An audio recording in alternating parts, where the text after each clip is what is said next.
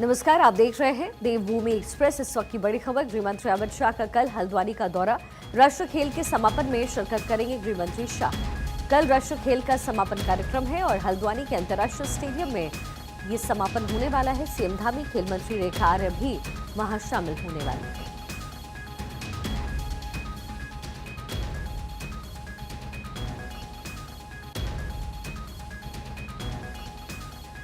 वहीं इसी बीच सीएम धामी ने गृह मंत्री के दौरे की तैयारियों का जायजा लिया है। इसके लिए सीएम धामी खुद हल्द्वानी पहुंचे, मौके का निरीक्षण किया। राष्ट्रीय खेल के समापन में शामिल होने के लिए धामी पहुंचे। हल्द्वानी के अंतर्राष्ट्रीय स्टेडियम में इसका समापन होगा। निरीक्षण करते हुए सीएम धामी की ये तस्वीरें।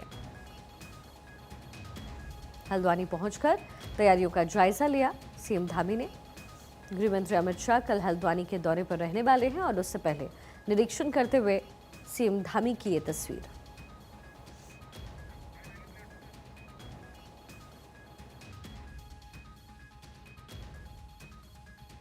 इस वर्ष हमने शीतकालीन यात्रा का जो शुभारंभ पिछले 2024 दिसंबर से प्रारंभ किया है, वो हमारे राज्य के लिए बहुत समृद्धि का कारण आने वाले समय में बनने वाली है। उसका एक बहुत अच्छा अनुभव है और पूरे वर्ष भर यात्रा चलेगी।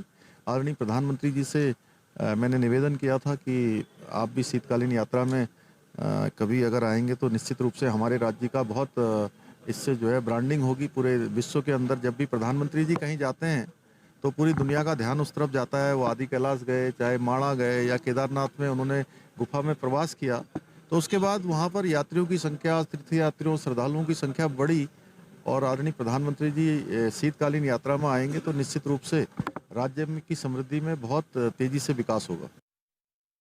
38वें राष्ट्रीय खेल के 16वें दिन भी कई मुकाबले हुए। राष्ट्रीय खेल में उत्तराखंड का सर्वश्रेष्ठ प्रदर्शन जारी है। उत्तराखंड को 2 स्वर्ण सहित 11 और पदक मिले हैं। 97 पदक के साथ 7वें स्थान पर उत्तराखंड। आज 8 इवेंट में कई टीमों के बीच मुकाबले हुए। हल्द्वानी, हरिद्वार, टिहरी और खटीमा में इवेंट। आज देहरादून में जिम्नास्टिक्स के मुकाबले हैं।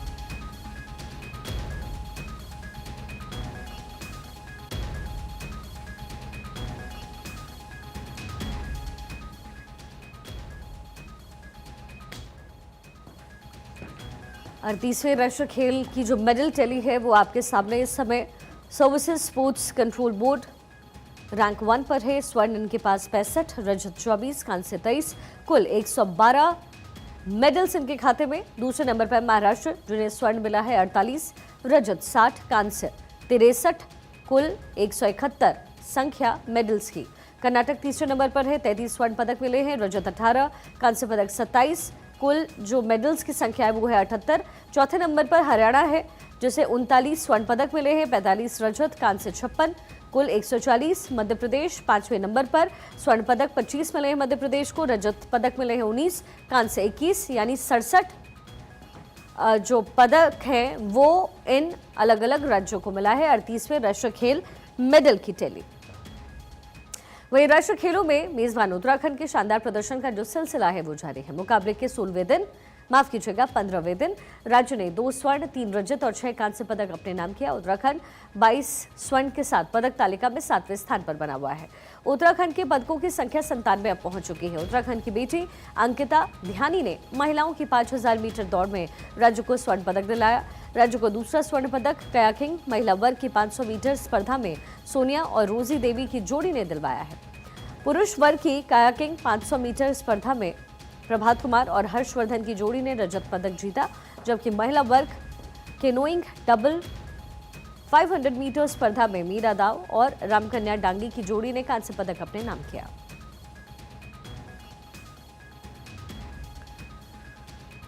इसी बीच आज सीएम पुष्कर सिंह धामी काठगोदाम पहुंचे और खिलाड़ियों का हौसला बढ़ाया। साथ ही विजेता खिलाड़ियों को मेडल देकर के सम्मानित भी किया।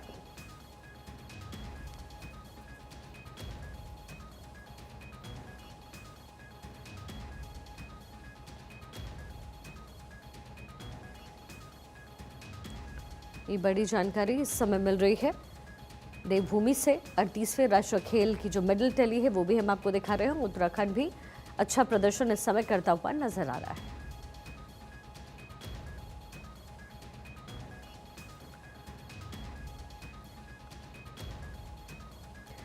देहरादून से बड़ी जानकारी है। वन अग्नि नियंत्रण के लिए मॉक ड्रिल किया गया। राष्ट्रीय आपदा प्रबंधन प्राधिकरण के साथ अभ्यास। 6 जिलों में 16 स्थानों पर मॉक ड्रिल कार्यक्रम। सीएम धामी वर्चुअल माध्यम से मॉक ड्रिल से जुड़े। देहरादून, उत्तरकाशी और चंपावत में अभ्यास। टिहरी, गढ़वाल, अल्मोड़ा और पौड़ी में मॉक ड्रिल किया गया। आपदा प्रबंधन सचिव सहित अधिकारी भी शामिल रहे।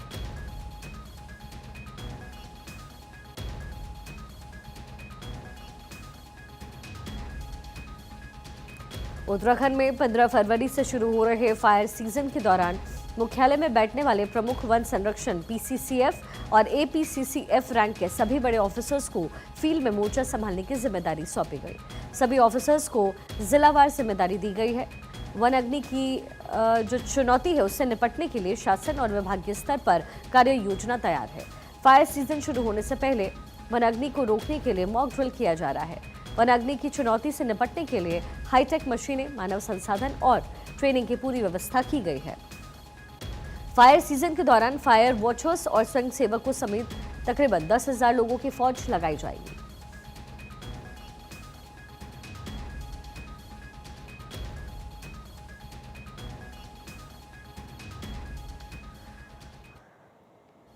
आपको बता दें, उत्तराखंड वन बाहुल्य राज्य है, जहां पर तकरीबन 71% हिस्सा जंगलों से घिरा है।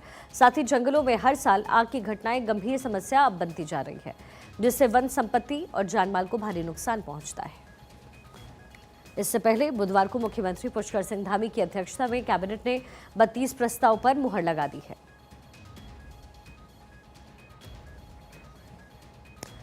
हमारे सहयोगी हरीश थपरियाल इस समय ग्राउंड जीरो से हमारे साथ कनेक्टेड हैं। हरीश, लगातार सरकार की तरफ से कोशिशें हो रही है और जो डिसीजंस लिए गए हैं, कैबिनेट ने जो 32 प्रस्ताव पर मुहर लगाई है, उसमें मुख्य रूप से क्या है?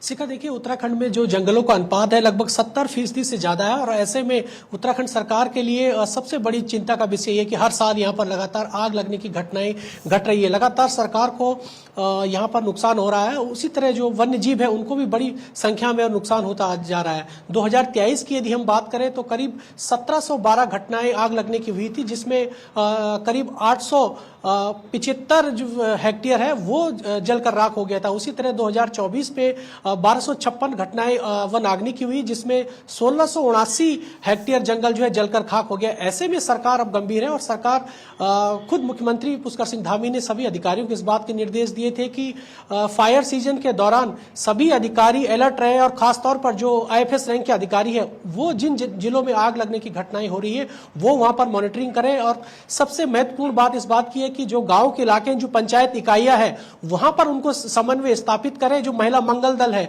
उनको एक राहत राशि दी जाए, जो पंचायतों की इकाई है उनसे बेहतर समन्वय किया जाए ताकि जो आग लगने की घटनाएं हैं जंगलों पर अंकुश लगाया जा सके, रोक लगाया जा सके। क्योंकि लगातार इस बात को लेकर के उत्तराखंड में चिंता जाहिर की गई है कि हर साल यहाँ पर आग लगने की घटनाएं जो है ज्यादा से ज्यादा हो रही है। ऐसे में वन्य जीवों को सबसे ज्यादा नुकसान हो रहा है। जी बिल्कुल। और कहीं ना कहीं उत्तराखंड में इसको लेकर के कानून भी लाने की जो कवायद है वो भी मुख्यमंत्री की तरफ से की गई है।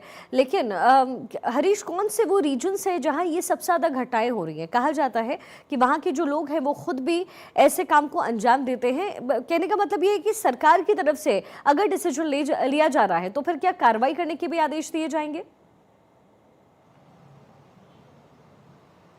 जी शिखा, देखिए, उत्तराखंड में 6 जिले ऐसे हैं जहां पर सबसे ज्यादा आग लगने की घटनाएं हो गई है। गढ़वाल की यदि हम बात करें तो पौड़ी, टिहरी, उत्तरकाशी, चमोली।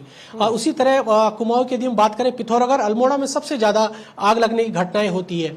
2024 में हमने देखा कि 10 जो वन कर्मी है उनकी जलकर मौत हो गई। तो ये बड़ी चिंता का विषय। ऐसे में मुख्यमंत्री पुष्कर सिंह धामी चाहते हैं कि पिछली आग लगने की घटनाओं में जो समस्याएं उत्पन्न हुई थी वो समस्याएं अब उत्पन्न न हो। ऐसे में पहले ही फायर सीजन से पहले ही सभी अधिकारी अलर्ट रहे, गांव की जो पंचायत इकाइयां हैं उनसे बेहतर समन्वय किया जा सके ताकि जो आग लगने की घटनाएं हर साल होती है उन पर किसी न किसी तरीके से अंकुश लगाया जा सके। खासतौर पर इसमें जो जन सहभागिता है उसको लेकर के साथ में लेना होगा और सभी अधिकारियों की जिम्मेदारी तय होगी, चाहे वो तहसील स्तर के अधिकारी हो चाहे फिर वो जिला स्तर के अधिकारी हो, सभी की जिम्मेदारी इसमें तय की जाएगी। और खुद मुख्यमंत्री पुष्कर सिंह धामी ने आज राज्य आपदा प्रबंधन को इस बात के निर्देश दिए थे कि प्रदेश के अलग अलग स्थानों पर मॉक ड्रिल की जाए ताकि जो रेगुलर सिस्टम है उसको ठीक किया जा सके।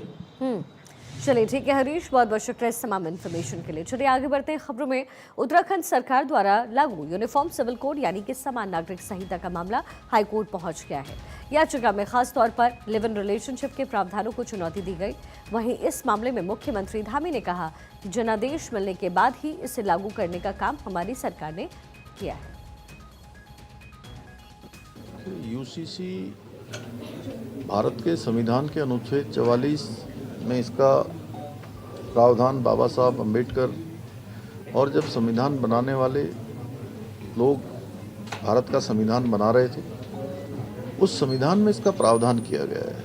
और हमने जो भी किया है वो देवभूमि उत्तराखंड की जनता ने हमको इसके लिए आदरणीय प्रधानमंत्री मोदी जी के नेतृत्व में हमको मैंडेट दिया है, हमको काम करने के लिए कहा है, क्योंकि हमने ये संकल्प देवभूमि उत्तराखंड की जनता के सामने रखा था और हमने सभी काम संविधान के अनुरूप किए हैं। जो लोग देश के अंदर तुष्टीकरण की राजनीति करते रहे हैं, वर्ग विशेष की राजनीति करते रहे हैं, वोट बैंक की राजनीति करते रहे हैं, महिलाओं का उत्पीड़न करते रहे हैं, देश के विभिन्न क्षेत्रों में अशांति फैलाने का काम करते रहे हैं, लोगों को बांटते रहे हैं, महिलाओं का जिन्होंने कभी सम्मान नहीं किया, उन लोगों को यूसीसी आने पर ज़रूर आपत्ति होगी। लेकिन देश का आज हर नागरिक ये चाहता है कि उत्तराखंड देवभूमि में जो काम हुआ है वो देश के अंदर आगे बढ़े। कुछ लोगों का ज़रूर उनको परेशानी हुई होगी,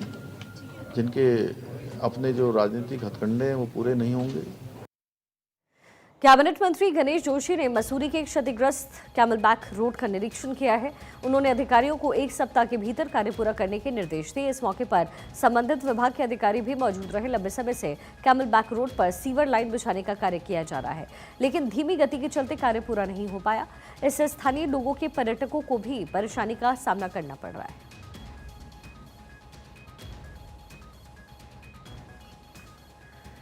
देहरादून के डीएम ने भिक्षावृत्ति में लिप्त बच्चों को मुख्य धारा से जोड़ने के लिए आधुनिक इंटेंसिव केयर सेंटर बनाने का निर्णय लिया। इसके बाद ऐसे बच्चों को आम बच्चों की तरह मुख्यधारा शिक्षा से जोड़ा जा रहा है। बच्चों को खेल खेल में शिक्षा से जोड़ने का प्रयास सफल होता दिखाई दे रहा है। अब बच्चे खुद ज्ञान प्राप्त करने के लिए इंटेंसिव केयर सेंटर पहुंचने लग गए हैं। ट्रांसफॉर्मेशन नहीं होता है वृहद स्तर पे, जो कि प्रयास है हमारे इंटेंसिव शेल्टर यूनिट का, जहाँ से बच्चों को रिकवर करके जब हम शेल्टर यूनिट में रखते हैं, जहाँ पे हमारे एनजीओज के माध्यम से उनको हम एक्टिविटी बेस्ड लर्निंग में एंगेज करना चाह रहे हैं, मुख्य धारा से जोड़ना चाह रहे हैं। तो जब तक ये अंडरस्टैंडिंग और ये ट्रांसफॉर्मेशन वृहद स्तर पे नहीं आती है, तब तक ये प्रक्रिया हमको गतिमान रखनी है। अभी आने वाले समय में तो ये प्रक्रिया चलेगी। बस उद्देश्य ये है कि हम ज़्यादा से ज़्यादा संख्या में बच्चों को मेन स्ट्रीम से जोड़ पाएँ और उनको फॉर्मली फिर हम एजुकेशन से लिंक कर पाएँ। देहरादून नगर निगम भी डिजिटलाइजेशन की दिशा में आगे बढ़ रहा है। नगर निगम से जुड़ी हुई विभिन्न सेवाओं को डिजिटलाइज किया जा रहा है। प्रॉपर्टी टैक्स के बकायेदारों को नगर निगम के चक्कर नहीं काटने पड़ेंगे। व्हाट्सएप के माध्यम से रजिस्टर्ड मोबाइल नंबर पर बिल भेजे जाएंगे और ऑनलाइन भुगतान की सुविधा उपलब्ध कराई जाएगी। मेयर सौरभ थपलियाल ने कहा है कि इससे लोगों को भुगतान में सहूलियत होगी। वहीं नगर आयुक्त नमामि बंसल ने बताया है कि 1 लाख रुपए से अधिक देनदारी वाले बकायेदारों को व्हाट्सएप के जरिए नोटिस भेजने जा रहे हैं। इसके बाद कम धनराशि के बकायेदारों को भी नोटिस भेजने की कार्रवाई की जाएगी। राष्ट्रीय महिला दिवस पर महान स्वतंत्रता सेनानी, प्रसिद्ध कवयित्री एवं उत्तर प्रदेश की प्रथम राज्यपाल भारत कोकिला सरोजिनी नायडू जी की जयंती पर कोटिश नमन। आप नारी सशक्तिकरण की अनुकरणीय मिसाल हैं। आपके द्वारा भारतीय साहित्य, राजनीति और समाज सुधार की दिशा में किए गए कार्य सदैव हमारे लिए प्रेरणा स्रोत रहेंगे। ये पुष्कर सिंह धामी द्वारा लिखा गया है।